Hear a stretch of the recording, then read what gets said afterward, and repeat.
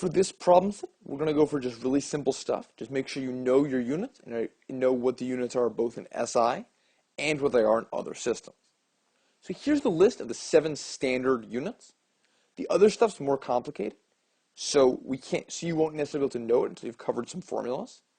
But for now, just see if you can name the SI unit for each of these, and see how many other ones you can name at least one other unit in a different system.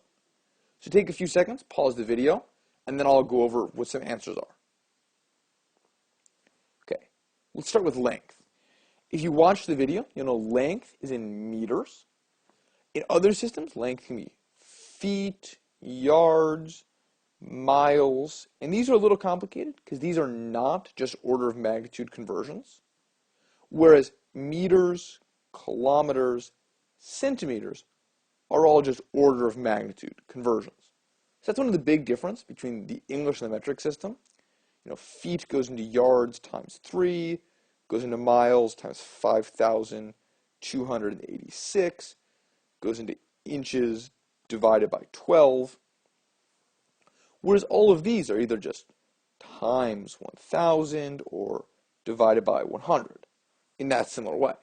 So as a result, the metric system tends to be a lot simpler when it comes to length. Time. Time is really confusing in any system. In the System International, SI, it's seconds. You can also use hours, minutes, years, and all of these are completely different conversions. And for the most part, you'll probably either have seconds, or for stuff on a little bit of a larger scale, like a driving car, you'll be given kilometers an hour and have to convert back to meters per second. The interesting thing about time is there's really only one system for time. There isn't a second system for time like there is English and metric. So now mass. Mass is tricky and might trip a few people up. In the metric system, it's kilograms. Hope you got that. In the English system, it is not pounds.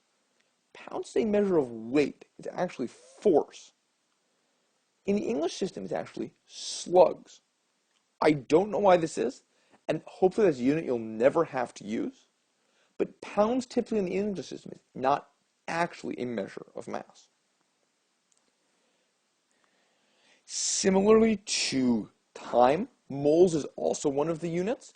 It is the same for all of them. There's only one unit for mole, and that's the 6.022 times 10 to the 23rd. And that's the measurement for quantity of a unit. And that's really universal, but it's also somewhat obscure outside of physics and chemistry. You'll rarely ever see that. Temperature. Temperature, it's in degrees Kelvin for the SI system. It's also degrees Celsius or degrees Fahrenheit. All of those are alternate forms. The amp is the measurement for SI. It's the most common. I wouldn't really expect you to know any others. In other systems, there isn't really a good alternative to the amp either. So now we're getting to the territory where by the time these were discovered, there was really only one set upon system.